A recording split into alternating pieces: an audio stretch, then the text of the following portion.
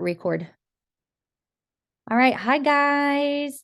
We are on habit 2 in our book, and we were just talking about how great of a book this truly is and how it relates to so many aspects of life. And last week, Marissa hit on habit 1, which was believe you can do it. And this week we're hitting on habit 2, which is get off the hedonic treadmill. And when I read that, and I'm listening to it on Audible, and I'm like, what is hedonic treadmill? I had never heard that before. And so I had to Google it. I was Googling it and I was like, okay, show me an image, because sometimes words can just confuse my brain. So I'm like, show me a picture of it. And it was the one that stuck out to me was a treadmill and a person on it was just running and running and running, right? And then a caption, it just said you or something along the lines of, you just keep recycling and keep going back to the same thing. And so that kind of stuck to me. So I loved at the beginning of this chapter. It was a long one, guys, but it was a good one. The story on Terry, how she just kept filling her life with stuff, but it was never enough. She kept wanting the car. She kept wanting, the new house, the new materialistic things. And it just never was enough. Her happiness was just, she wanted the happiness, but the way she was going about it just wasn't the right way, right? It was just temporary bursts of enjoyment and satisfaction and happiness. And so happiness, I feel like sometimes can be a really great, I said, motivator, right? Most things we pursue in life, like our relationships and jobs and really and money, we pursue those because we believe in them, right? And we believe that they will bring us happiness. So we think, I love how she talked about this too. She's like, we think we know what makes us happy, so we strive for that. We maybe even chase after that. Then we get that. Then we get used to it, or we get bored from it, right? Or we get bored or discomforted with it, right? And it sets in, and then we declare that there's more we need to be happy with, right? We get really excited about that new car or that new home or that rank for business, right? And then we see the same things, just kind of valleys that we go through, hard times we go through, and life still just happens. So I could definitely really relate to that. So there, she really talked about the hedonic treadmill was the process of continually adapting to improving circumstances and eventually returning to a natural point. So I could definitely relate to this with a working standpoint, because for myself, I was having this conversation with Jill at Super Saturday. And she was just asking me some questions, and I just didn't know the answer. And truly, after coming back from Super Saturday and thinking about those things, I was just had my eyes so fixated on the goal of hitting Emerald. I was such tunnel vision of, I've got to hit Emerald. Emerald's all that matters. Emerald will make me happy. And that's not true. I've got to find, and I'm in this season right now where I've got to find happiness where I'm at and in the small things. And that next rank isn't going to make me happy. It's always, then I'm going to be shooting for Sapphire, and then I'm going to be running like a rat race again. And then it's going to be Diamond. And so I was so glad I had this conversation with her at a Senior Ruby standpoint, because it really slapped me in the face. And I came back home, and I've been doing such work on myself in that standpoint, because you guys, I was burnout. I was spending so much time just working and not focusing on my other things in life, like relationships is a big one. And with a move and everything, and I know I'm getting kind of hard. I told Brennan, like, hopefully I don't share too much. But I felt I was in a tunnel and I needed to get out. So anyway, I'm gonna move on. So part of the problem is confusing the event of crossing the finish line with the experience of getting there, which I loved that. We confuse those oftentimes. And I love the verse she said with James 4:3. When you ask, you do not receive, because you ask with wrong motive. Getting off the hedonic treadmill means to embrace contentment. And that's exactly where I'm at. I've got to embrace where I'm at. I'm excited and proud of myself from where I'm at. I'm definitely, if I look back at a year, at this time, I was not where I am now. I was setting below senior gold points, and now I'm setting over Ruby points, which is still really awesome, but I've got to get back up there. So my eyes are on, re-ranking and Emerald, but I'm also very content with where I'm at. And I'm sure a lot of you guys can relate to this. You sometimes see that goal and you get so fixated on that goal. And we do truly need to be happy with where we're at, but we also don't need to make excuses for those things in our life and just push through. And we still do need to remember it's going to take hard work. We're going to hit valleys, but we need to embrace the contentment with, okay, I am proud of myself. Because truly, when Jill asked us the other day to think about what you were proud of yourself in January, I looked at Brandon and I said, truly, like how I really feel in my heart, I'm not proud of myself. And I had 3 VIPs, but that's my mindset, right? And I'm not embracing being proud of myself. I'm not embracing that contentment, right? So definitely just changing your perspective and your thought process on that will help. So she said some things about developing ability to be content while also aiming higher. And that's kind of what we need to do, right? And that's what I'm doing. You can embrace that, be content, but also aim higher, do better, work on yourself. How can you train those thoughts to be proud of yourself? How can you train yourself to do better and feel those accomplishments, right? Being grateful for many blessings while believing more is possible is a sign of spiritual maturity. Will require you to let go of the guilt of asking God for more. And so she said on here, should be no guilt if primary mission is about service, which I thought, again, I was like, okay, why am I putting so much pressure on myself? And I know I'm relating a lot of this to business because to me, it just spoke a lot about plexus and business. And almost all of us on here, I think, are plexus and business. So that's good. But if our primary mission, guys, is to focus on others and we have something to offer them, and our mission is to get them better health, right? To show them that there is a way to feel better and then to create financial freedom. Like, we don't know what others are praying for, right? So we just have to keep that in our brains. Like, we are on a mission to help people. And when we get in those ruts where we're scared to share or we're getting out of our comfort zone, that is God saying, you are doing my work, right? You are doing work of helping others and sharing things that can change others' lives. And that's what he wants us to do. And he wants us to come together like we are tonight and be together and help each other and empower each other. So she goes Hey, on. Kelsey. Yes. Hey, can I add something real quick? Not to interrupt. Yes. No. Yes. And I meant to say that. Jump in if you No, guys. no, you're good. I just want to add because like I've been there exactly where you're describing.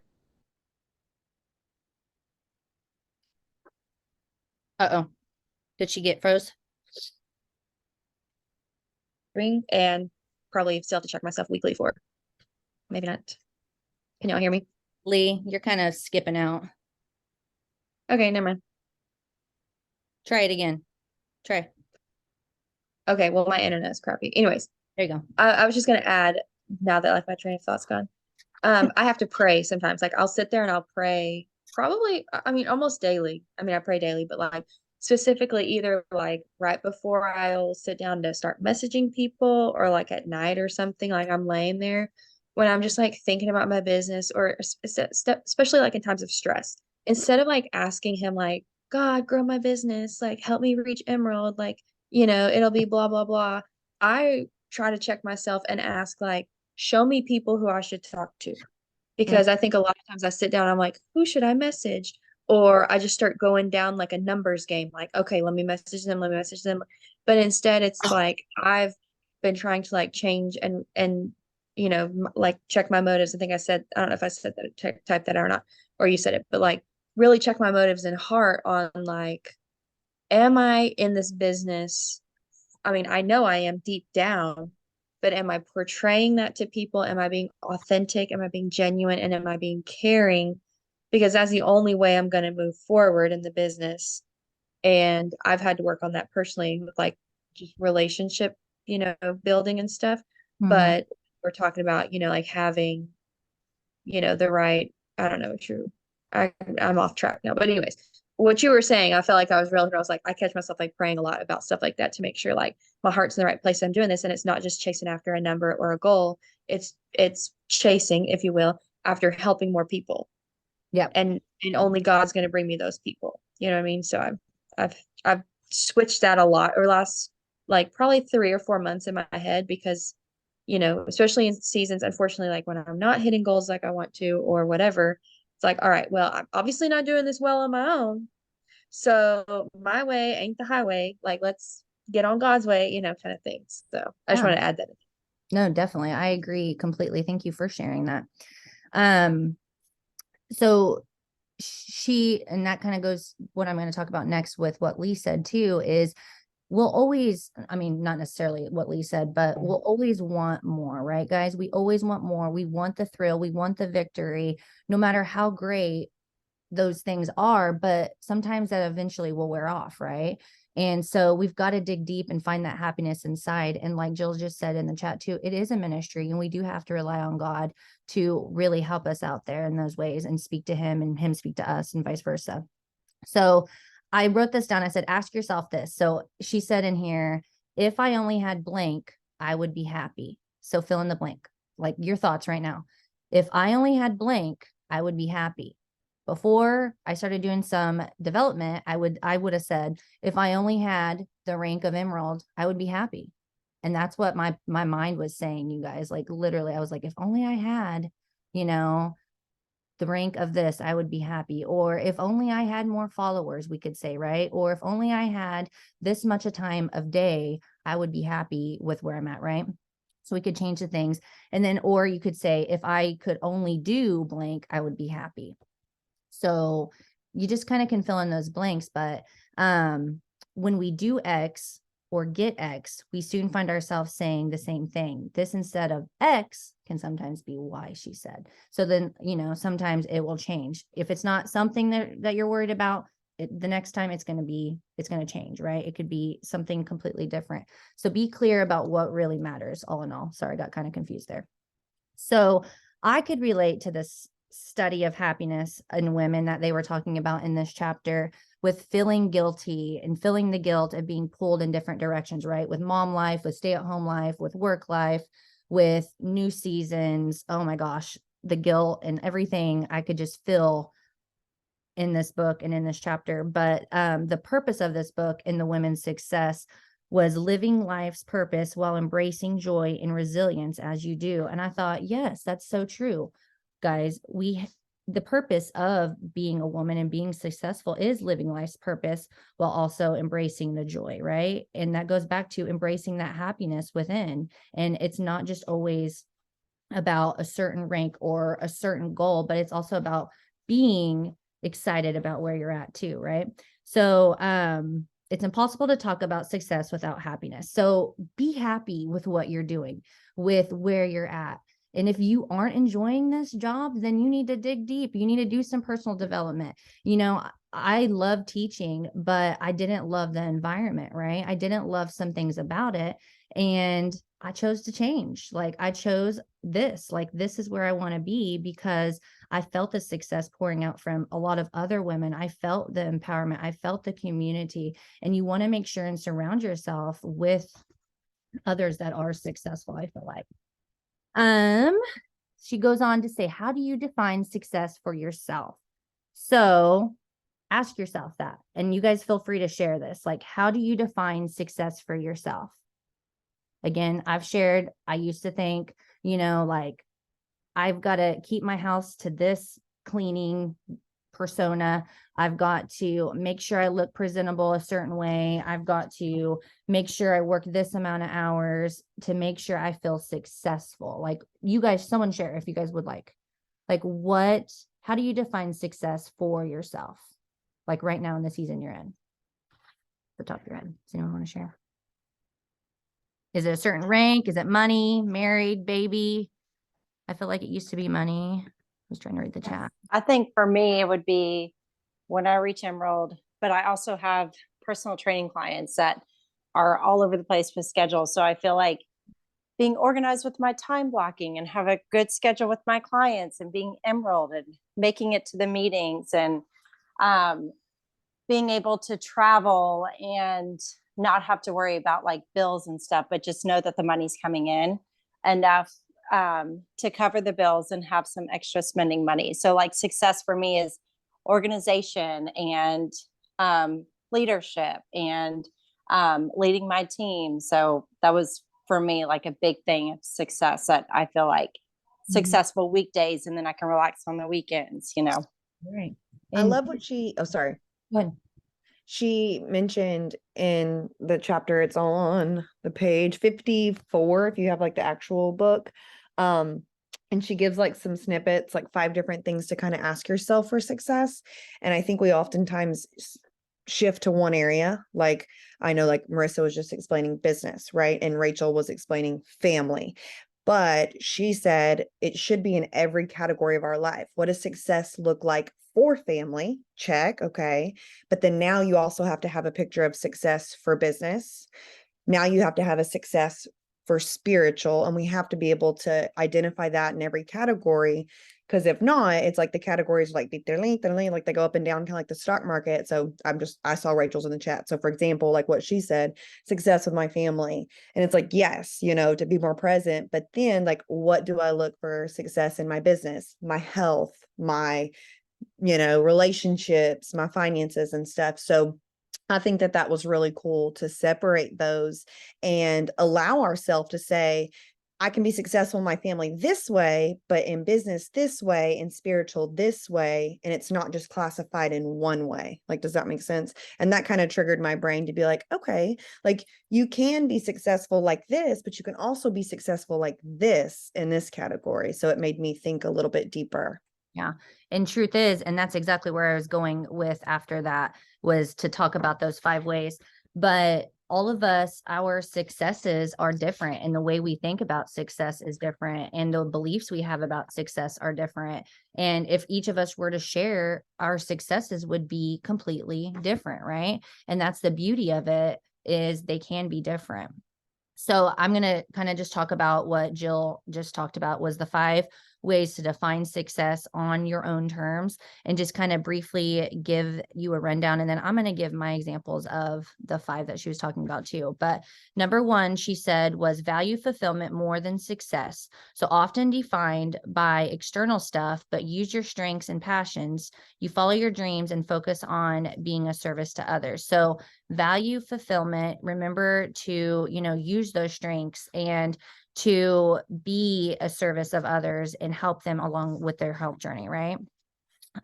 2 was aim for excellence, not success. So this one really spoke volumes to me, because it was like, live in the moment. Okay. Success is a journey, right? So you've got to live in the moment. You've got to be happy with where you're at, but also push aside the excuses and keep pushing for the rest, right? Keep pushing for that next goal. Keep the vision in your mind and keep going, right? But it is about the journey, not the destination. And we're going to always have a journey, right? It's always going to be a next thing and something else that we're going for and pushing for and building, right? So just start focusing on being the best you can be in that moment. And 3 was measure success by your own standards, not society's, which this is kind of what Jill was talking about with the 5 key areas of life: relationships, work, finances, health, and spirituality. So she said in the book, write down and identify one measure of success for each of those things. And I went ahead and did that. And if y'all haven't, do that, because it really gets you thinking. And even like ask your spouse to do the same. And if you guys aren't aligning, then have that conversation. Or, there's a lot of communication that can go into this. But for relationships, I put like what defines mine as successful was spending present time with my family, kind of like Jill said. But as soon as the boys get off of school at 3:00, I try not to even touch my phone. Like that has been a new adjustment for me, is I don't touch it again until they're in bed. And right now is about the time I will pick it up and start working again and close off some things and then do some more work. But that's been some things that I've been working on, but it's also allowed me to have success in, I feel like, with my relationships. So it's a little bit of both. Work, I put helping and hearing others be proud of themselves. When you get that text saying, thank you so much for, pouring into me or helping me get started in this journey, I love to hear that. Like that is more powerful to me than getting a new VIP or like hitting that rank. Sometimes it's like, dang, we get these texts and we get these messages or these reach outs from people, like just saying, thank you so much for changing my life, right? Or thank you for helping me keep my electricity on. And that's the ministry. That's the service that we want to really focus on. So I love that. That's what I really feel like was defining me, the success for work. Finances, something we have done since the new year is, and I was actually the one that brought this to Brandon's attention, which some would say it was Brandon's idea, but it was actually my idea. He's just been the one that's done it all. But we, since January, have came up with a financial like budget. And I was the one that was like, okay, we need a budget, because I was the one spending a lot of money. And I was like, I've got to reel it in because I've got dreams, I've got goals too. But we've made literally a budget for everything, the kids, us, our date night, groceries, all the things. And then we want to be able to put 25% back each month from both of our incomes and into savings. And we did it in January. So we're going to do it this month too. So we're just starting, but we're having success so far in that. So that's a plus. Health. Working out is something that I've just started doing. So sticking to 3 days a week was something that I wanted to do and pursue. And I'm super proud of myself there. So that's been defining my success. And then just taking my supplements. And then spirituality, reading a devotional daily. It could be reading a Bible, getting plugged in, listening to a podcast, something along those lines. I'm actually going to start a Bible study with a group next Tuesday. So I'm excited about that.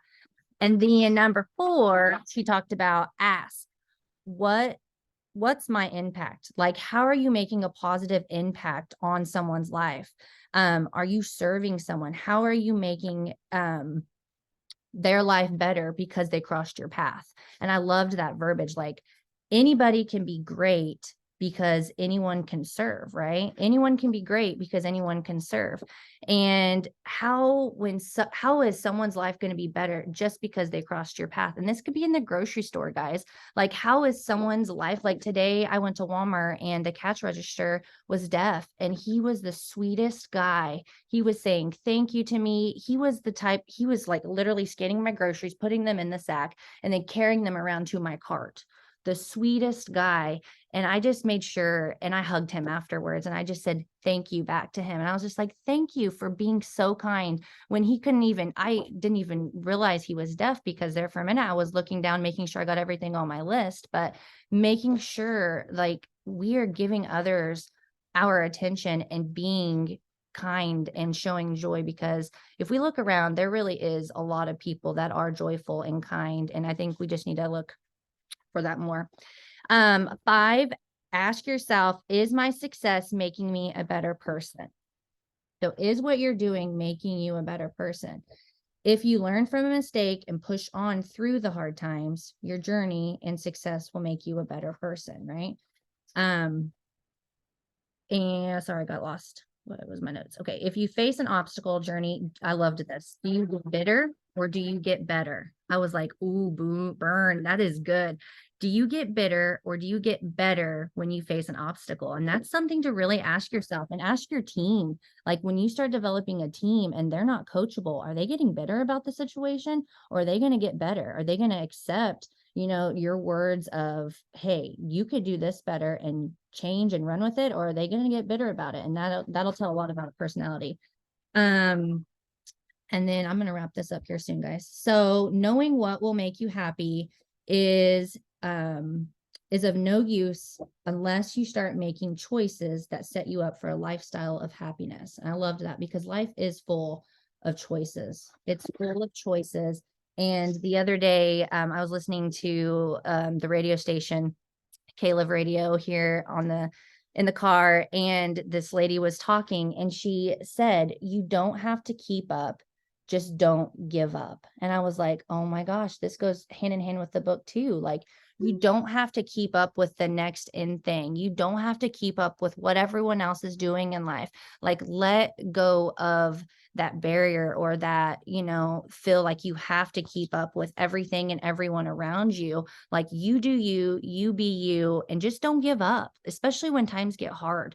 Like, that is going to be your true defining moment of when times gets hard. Like, what's the face? Are you going to get better? Or are you going to get better? Like, which one? And that's going to really just show in your journey, and you're going to be able to talk about that later on in life. So that's about all I have tonight for us, guys. If you guys all want to, anyone else wants to chip in on a takeaway that was really stood out to them in this chapter, feel free, because there is so much goodness in this chapter. Like I said, I didn't even get to the ending part of a lot of the stuff she talked about, but it was good. It was really good. And I'm excited to keep going with this chapter, or with this book, not this chapter.